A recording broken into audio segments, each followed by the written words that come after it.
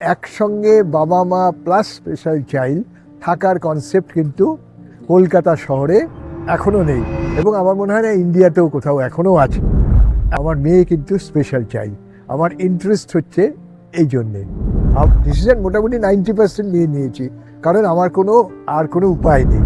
আমরা আমার মেয়েকে সারা জীবন মানে অনেক প্যাম্পার করেছি, অনেক কমফর্ট দিয়েছি।